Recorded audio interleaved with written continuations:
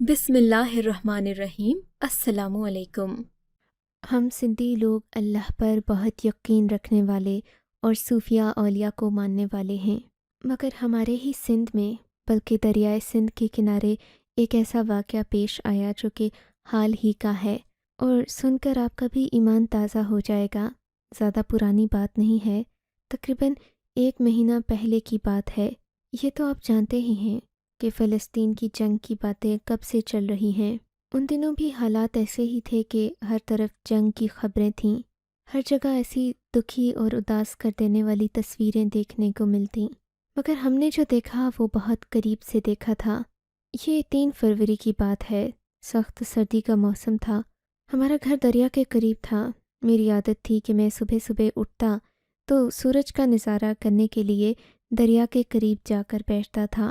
دریائے سندھ کی خوبصورتی کے بارے میں آپ نے بہت سنا ہوگا، لیکن قریب سے دیکھنے پر یہ اور بھی حسین لگتا ہے۔ جب سورج کا عکس پڑتا ہے تو منظر اور بھی دلکش ہو جاتا ہے۔ بس یہی منظر دیکھنے کے لیے میں دریائے سندھ کی طرف جا رہا تھا کہ مجھے دور سے ایک سفید رنگ کا کفن نظر آیا۔ وہ کفن ہی تھا اور حلیہ بھی لاش کا تھا، سر کے قریب سے کفن کو باندھا گیا تھا۔ میں نے جب یہ منظر دیکھا تو میں گھبرا گیا تھا۔ عموماً ایسا ڈراؤنی فلموں میں ہوتا ہے، مگر چونکہ صبح صبح کا وقت تھا تو میں نے سوچا جا کر قریب سے دیکھتا ہوں کہ یہ کیا چیز ہے۔ یقیناً لاش تو نہیں ہو سکتی، کیونکہ اگر یہ کسی مردے کی لاش ہوتی تو یقیناً اس کے اوپر کفن نہ ہوتا، یا اگر تیرتے ہوئے کسی کو حادثہ پیش آیا ہوتا تو وہ بنا کفن کے ہوتا، یوں کفن میں لپٹا ہوا کسی تیار جنازے کی مانند نہ ہوتا۔ اسی بات سے مجھے ڈر لگ رہا تھا، مگر میں اس کفن کے قریب پہنچ گیا۔ جیسے ہی میں نے اس لاش کو دیکھا تو سب سے پہلے میری نظر اوپر ٹنگے جھنڈے پر گئی تھی۔ وہ جھنڈا کسی اور ملک کا نہیں بلکہ فلسطین کا تھا۔ آج کل میں فلسطین کی کافی ویڈیو دیکھتا تھا تو مجھے پتہ تھا کہ فلسطین کا جھنڈا کیسا لگتا ہے۔ یہ دیکھ کر میں چونک گیا تھا۔ میں سوچنے پر مجبور ہو گیا کہ اس میت کے اوپر یہ جھنڈا کیوں لگا ہوا ہے، آخر اس کی کوئی وجہ تو ہوگی۔ مگر غور سے دیکھا تو وہ جھنڈا ٹنگا ہوا نہیں تھا، بلکہ وہ کفن کے اوپر پرنٹ ہوا تھا۔ لگتا تھا کہ یہ کفن ہی فلسطین کے جھنڈے کا ہے۔ مجھ میں ہمت نہیں تھی کہ اس کفن کو کھول کر دیکھتا کہ اندر کیا ہے، یوں بھی وہ کوئی عورت بھی ہو سکتی تھی۔ اسی بات سے ڈر کر میں واپس اپنے گھر کی طرف روانہ ہو گیا۔ میں یہ بات آس پاس کے لوگوں کو بتانا چاہتا تھا کہ اس طرح ایک فلسطین کے جھنڈے میں لپٹی لاش مجھ کو دریائے سندھ کے قریب دکھی ہے۔ پہلے میں اپنے ذہن میں سوچ رہا تھا کہ یہ میرا وہم بھی ہو سکتا ہے، کیونکہ میں جاسوسی زیادہ دیکھتا تھا۔ سوچنے لگا کہ کیا پتہ یہ انہی فلموں کا اثر ہو۔ میں نے جب یہ بات اپنی والدہ کو بتائی تو وہ بھی حیران ہو گئیں۔ انہوں نے آس پاس کے لوگوں کو جا کر یہ بات بتا دی۔ میں بھی گھر سے باہر ہی تھا، میں نے بھی سارے پڑوسیوں کو اطلاع کر دی تو وہ حیران ہونے لگے، بولے کہ یہ کوئی عام بات نہیں ہو سکتی، ہمیں چل کر اس میت کو دیکھنا چاہیے۔ سب لوگوں کو اکٹھا کرنے کے بعد 30-40 نوجوان دریائے سندھ کی طرف جانے لگے جہاں پر وہ میت میں نے دیکھی تھی۔ ہم سب کو وہ دور سے ہی نظر آ گئی۔ سب کو یقین آ گیا کہ یہ میرا وہم نہیں تھا بلکہ ایک حقیقت تھی۔ وہاں پہنچتے ہی سب لوگ اس میت کو غور سے دیکھنے لگے کہ وسیم نے سب کو منع کر دیا۔ دوستو، یہ میت عام میت نہیں ہے، اس پر فلسطین کا جھنڈا ہے، ہمیں اس کی بے حرمتی نہیں کرنی چاہیے۔ اور ویسے بھی تم لوگ خود سمجھدار ہو، دریائے سندھ کے سارے راستے بھی تم لوگ خود سمجھدار ہو، دریائے سندھ کے سارے راستے کا پتہ تو ہے۔ دریائے سندھ کسی طریقے سے بھی فلسطین سے نہیں ملتا، تو یہ لاش فلسطین سے نہیں آئی، بلکہ یہ تو اللہ کی طرف سے ایک نشانی ہے، کیونکہ لاش اگر پانی میں بہہ کر آئے تو کفن گیلا ہوتا، بلکہ ہوتا ہی نہ۔ یہ تو دریا کنارے ملی ہے ہمیں، ضرور اس کے پیچھے کوئی نہ کوئی حکمت ہے، کوئی نشانی ہے، ہمیں اسے سمجھنا چاہیے۔ اس کے لیے ہمیں کسی مفتی کو، کسی مولوی صاحب کو بتانا پڑے گا، لیکن فی الحال اس میت کو احترام کے ساتھ ہمیں کسی محفوظ جگہ پر رکھنا چاہیے تاکہ اس کی حفاظت بھی ہو سکے اور حرمت بھی۔ وسیم کی بات سن کر سب لوگوں پر سکتہ طاری ہو گیا۔ اس کی بات میں عقل اور دم تھا، بات بھی حقیقت تھی۔ اگر یہ میت دریا کی طرف سے بہہ کر آتی تو کفن گیلا ہوتا، مگر پڑی تو یہ پانی پر تھی، لیکن کفن بالکل خشک تھا۔ ایسا لگتا ہی نہیں تھا کہ یہ دریا کنارے ہے، بلکہ یوں لگتا تھا کہ یہ میت آسمان سے اتاری گئی ہو۔ لیکن آپ تو جانتے ہی ہیں، مردوں کا خوف زندہ لوگوں کے دلوں میں ہوتا ہے، اس لیے سبھی کے دلوں پر سختہ طاری ہو گیا۔ کسی نے بھی اس میت کو گھر لے جانے کی حامی نہیں بھری۔ تب میں نے کہہ دیا کہ میں اس میت کو اپنے گھر لے جاؤں گا، مگر میں اس وقت اس بات سے واقف نہیں تھا کہ میں ایک بہت بڑی غلطی کرنے جا رہا ہوں۔ جیسے ہی میں اس میت کو اپنے گھر لے کر آیا، میری والدہ کو یہ دیکھ کر بہت ڈر لگا۔ کہنے لگیں، بیٹا اسے گھر کے باہر ہی رکھ دو، ایسا نہ ہو کہ تم اسے گھر کے اندر رکھو تو کچھ اور ہو جائے۔ اس بات نے مجھے پریشان کر دیا تھا، مگر اپنی ماں کی بات تو ٹال نہیں سکتا تھا، اسی لیے میں نے اپنے گھر کے سامنے ایک چارپائی رکھی اور اس پر اس میت کو ڈال دیا۔ میں نے گاؤں والوں سے کہہ دیا کہ میں اس میت کی نگرانی کروں گا، کیونکہ یہ میرے گھر کے سامنے رکھی ہے تو میں اس پر نظر بھی رکھ سکوں گا۔ ویسے بھی میرا گھر کنارے پر تھا، یہاں کوئی آتا جاتا بھی نہیں تھا۔ سب لوگوں نے اتفاق کیا۔ وسیم نے کہا کہ کل وہ کسی مفتی صاحب سے پوچھ کر ہمیں اس بارے میں آگاہ کرے گا کہ یہ کیا معاملہ ہے۔ خیر اگلا دن ہوا تو وسیم نے سب لوگوں کو اکٹھا کر لیا۔ کہنے لگا کہ میں نے ایک عام مفتی سے بات نہیں کی، بلکہ جس مفتی سے بات کی ہے وہ سعودی عرب میں امام کعبہ ہیں اور ان کی باتوں میں دم بھی ہے۔ انہوں نے اس سے پہلے بھی کئی پیشن گوئیاں کی ہیں اور وہ سبھی کی سبھی سچ واقع ہوئی ہیں، اس لیے جو وہ بات کریں گے وہ سچ ہوگی، اس میں تو جھوٹ کا شائبہ ہی نہیں۔ وسیم ایک بڑے گھر کا لڑکا تھا، اس کی بات پر کوئی شک نہیں کرتا تھا۔ اس کے پشتے نواب رہ چکے تھے، اس لیے ہم لوگ اس کی عزت کرتے تھے، لیکن وہ عام لوگوں کے ساتھ گھل مل کر رہتا تھا۔ سب لوگ بے چینی سے انتظار کر رہے تھے کہ وسیم اس دینی میت کے بارے میں کیا کہے گا۔ تبھی اس نے کہا کہ ہم لوگ بے حس ہو چکے ہیں، ہم اس قدر بے حس ہو چکے ہیں کہ شادیوں میں بے بہا پیسہ بہاتے ہیں، مگر فلسطین کے مسلمانوں کی مدد نہیں کرتے۔ ہم جیسا پتھر دل کون ہوگا جو لوگوں کو روتے تڑپتے دیکھ کر بھی خاموش ہیں۔ وسیم کی باتیں سب کے دلوں کو لگ رہی تھیں، مگر مفتی صاحب نے کیا کہا؟ مجمع سے آواز آئی تو وسیم کی آنکھوں میں آنسو آ گئے۔ مفتی صاحب نے جو بات کہی ہے وہ بڑی خطرناک ہے۔ تم لوگ اس بات سے تو واقف ہو کہ یہ سرزمین اولیاء اللہ کی ہے، یہاں پر بہت نیک لوگ رہتے تھے۔ اب اس زمین پر اگر بے حس لوگ رہیں گے تو یہ کیسے ان کی روحوں کو برداشت ہوگا؟ اگر ہم نے مفتی صاحب کی بات نہ مانی تو ہم گاؤں والوں پر کوئی عذاب بھی آ سکتا ہے۔ وسیم کی بات سن کر سب لوگ سہم کر رہ گئے تھے۔ گاؤں کے زیادہ تر لوگ تو ایسے تھے جو پیروں سے عقیدت رکھتے ہیں۔ مجھے بھی افسوس ہونے لگا کہ ہم کیسے مسلمان ہیں جو اپنے بھائیوں کو دکھ میں دیکھنے کے باوجود کچھ نہیں کر پا رہے۔ اس فلسطینی میت کا معاملہ درمیان میں ہی اٹکا ہوا تھا۔ یہ بات ہمارے پورے گاؤں میں پھیل چکی تھی کہ ایک فلسطینی میت ملی ہے جو اللہ کی طرف سے ظاہر ہوئی ہے، اور اب ہم لوگوں کو اپنی اعلیٰ ظرفی اور اطاعت دکھانی ہے۔ جگہ جگہ پر جب یہ بات پھیلی تو ہمارے گھر کے سامنے لوگوں کا ایک ہجوم اکٹھا ہو گیا۔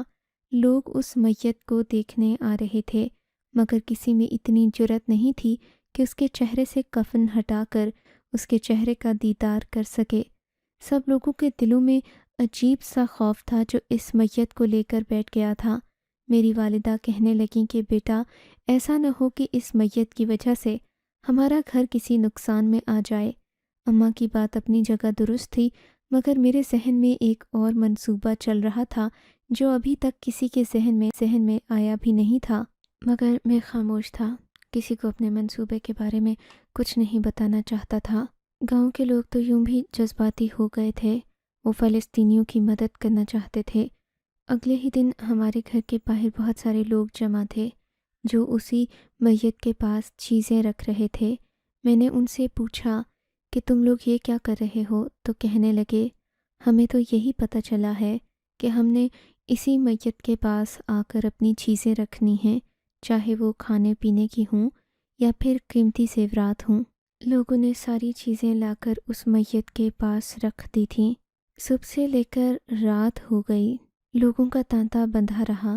ہمارے گھر کے سامنے بہت سارے لوگ تھے جو آئے اور اپنی قیمتی اشیاء رکھ کر وہاں سے چلے گئے۔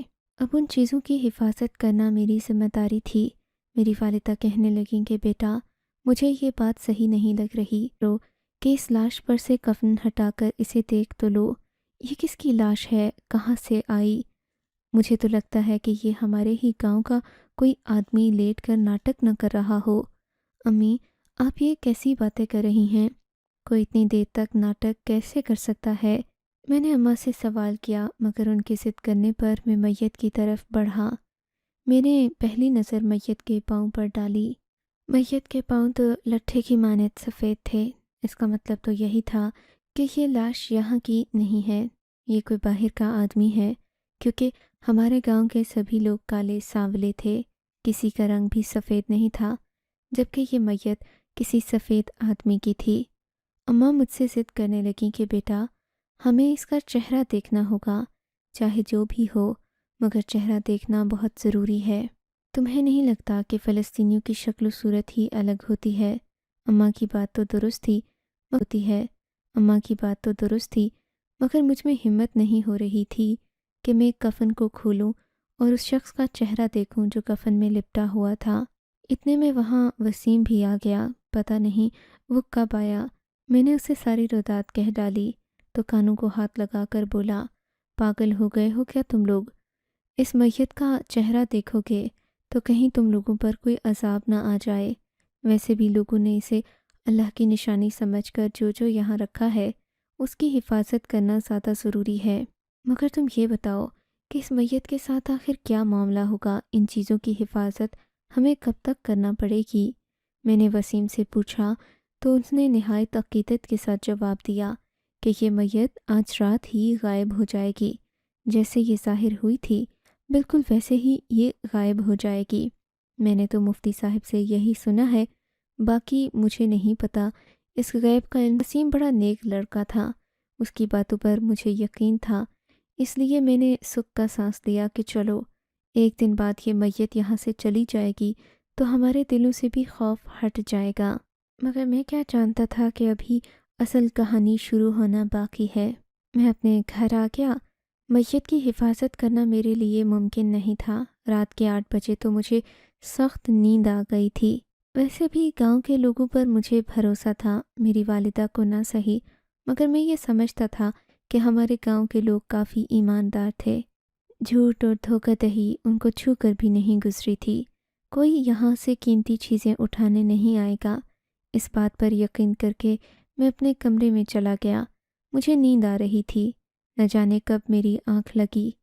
تقریباً رات کا پچھلا پہر تھا جب مجھے اپنے کانوں میں کسی کے قدموں کی آہٹ محسوس ہوئی۔ اس آہٹ نے مجھے ڈرا دیا تھا کیونکہ یہ قدم کسی بھاری بھرکم وجود کے تھے۔ مجھے ڈر لگنے لگا۔ میں نے اپنے چہرے پر کمبل رکھ لیا تھا، جیسے کبوتر بلی کو دیکھ کر آنکھیں بند کرتا ہے۔ میں بھی یوں ہی اس خوف سے لڑنے کی کوشش کر رہا تھا، مگر پھر ایک عجیب سی آواز آئی، جیسے کسی چیز کو گھسیٹا جا رہا ہو۔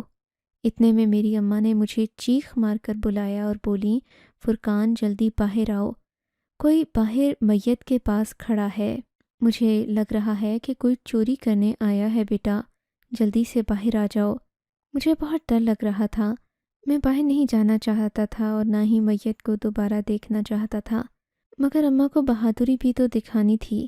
میں اماں سے ٹارچ لے کر باہر گیا۔ کیا دیکھتا ہوں کہ وہ میت وہاں سے واقعتاً غائب ہے۔ ایسے لگ رہا تھا جیسے گدھے کے سر سے سینگ غائب ہو گئے ہوں۔ کوئی نشانی نہیں تھی، وہ سب چیزیں جو وہ بھی وہاں نہیں تھیں۔ سوال تو یہ تھا کہ کوئی انسان اتنی جلدی کسی میت کو لے کر یہاں سے بھاگ نہیں سکتا۔ ہمیں تو کسی کی آواز بھی نہیں آئی تھی۔ اماں مجھ سے کہنے لگیں، بیٹا کہیں واقعی میں ان لوگوں کی بات سچ تو نہیں ہو گئی؟ یہ میت آسمانی طور پر تو نہیں اٹھا لی گئی؟ اماں کی بات سن کر میں اپنے کانوں کو ہاتھ لگانے لگا۔ اماں یہ تو میں مان ہی نہیں سکتا کہ آسمان سے یہ میت اٹھا لی گئی ہو۔ مجھے اس کے پیچھے کوئی اور واقعہ لگتا ہے۔ ویسے بیٹا کسی نے اس میت کو اٹھا کر کیا کرنا تھا؟ لوگوں نے تو اپنے حساب سے آٹا، جو، گندم اس طرح کی چیزیں رکھی تھیں۔ کوئی لالچ کی بات بھی نہیں تھی کہ اس میت کو اٹھا کر لے جانے سے کسی کا کوئی فائدہ ہوتا۔ پھر ہو سکتا ہے کہ کوئی نہ کوئی معجزہ ہی ہوا ہو۔ ہم لوگ بھی تو بے حس ہو گئے ہیں نا، کسی مسلمان کی تکلیف میں اس کا ساتھ دینا نہیں آتا ہمیں۔ اماں کی بات سے ڈر اور خوف نکل گیا تھا۔ میں نے اماں سے ٹارچ لی اور میت کے آس پاس والی جگہ کو غور سے دیکھنے لگا۔ مجھے وہاں پر قدموں کے نشان نظر آ گئے تھے۔ میرے ذہن میں کچھ واضح ہونے لگا تھا، مگر میں مشاہدہ کرنے والوں میں سے تھا۔ میں نے دیکھا کہ کچھ دور جا کر ایک اور طرح کا بھی نشان تھا، جو گاڑی کا نشان معلوم ہوتا تھا۔ لگتا تھا کہ کوئی ٹائر لگے ہیں اس زمین پر، جو اتنے بھاری نشان بڑھ گئے۔ جیسے جیسے میں ان نشانوں کو دیکھتا جا رہا تھا، میرے ذہن کے بند تالے کھلتے جا رہے تھے۔ میں نے دیکھا تو گاڑی کے نشان کافی دور تک جا رہے تھے، مگر آگے پکی سڑک شروع ہوتی تھی، اس لیے مجھے نشانوں کا مکمل سراغ نہیں مل سکا تھا۔ گاڑی کے ٹائر سے مجھے ایک بات تو سمجھ آ گئی تھی کہ یہاں پر کوئی آیا تھا اور اس کے پاس گاڑی بھی تھی۔ میرے گاؤں میں تو سب لوگ غریب ہی تھے، کسی کے پاس اپنی گاڑی نہیں تھی، بس بھی تھے۔ کسی کے پاس اپنی گاڑی نہیں تھی، بس 3 ہی گھر تھے جن کے پاس گاڑیاں تھیں۔ اب بھلا ان امیر ذاتوں کو کیا پڑی ہے کہ وہ ایسی چھوٹی موٹی حرکتیں کریں، لوگوں کے گھر سے دال اور آٹا چوری کریں؟ میرے ذہن بہت زیادہ الجھا ہوا تھا، اور میری ایک عادت ہے کہ جب تک میرے ذہن میں کوئی بات چل رہی ہو اور میں اسے سچ نہ جان لوں تو میرا ذہن پرسکون نہیں ہوتا۔ میں نے اگلے ہی دن ان تینوں گھروں میں جانے کی ٹھان لی۔ میرے ذہن میں دوسری بات بھی تھی، وہ فی الحال میں کسی کو بتانا نہیں چاہتا تھا۔ سب سے پہلے تو میں وسیم کے گھر گیا، مگر وہ مجھے کہیں نظر نہیں آیا، تو اس کی والدہ سے پوچھا کہ وسیم کہاں گیا ہے۔ کہنے لگیں کہ وہ تو صبح صبح ہسپتال نکل گیا تھا۔ مجھے ہسپتال کا نام سن کر شک ہوا۔ میں نے ایک تانگے والے کو کہا مجھے فاروق ہسپتال پہنچا دے۔ فاروق ہسپتال ہمارے گاؤں سے کافی دور تھا، مگر یہ یہاں مین ہسپتال تھا، اور وسیم جیسے امیر زادے اسی ہسپتال میں جاتے تھے۔ میں بھی وسیم کے پیچھے پیچھے اس ہسپتال کی طرف چل پڑا تھا، مگر جب میں وہاں پہنچا تو وہاں لوگوں کا ایک اور ہجوم لگا ہوا تھا۔ اس ہجوم کو دیکھ کر مجھے شک سا ہوا تھا۔ لوگ بڑی جذباتی باتیں کر رہے تھے۔ میں نے لوگوں سے پوچھا کہ کیا ہوا ہے۔ لوگوں نے مجھ سے کہا کہ یہاں پر ایک فلسطینی میت آئی ہے۔ ہسپتال والوں کو سمجھ نہیں آ رہی کہ یہ فلسطین سے میت پاکستان میں کیسے آئی۔ یہ سن کر میں نے اپنا سر پکڑ لیا۔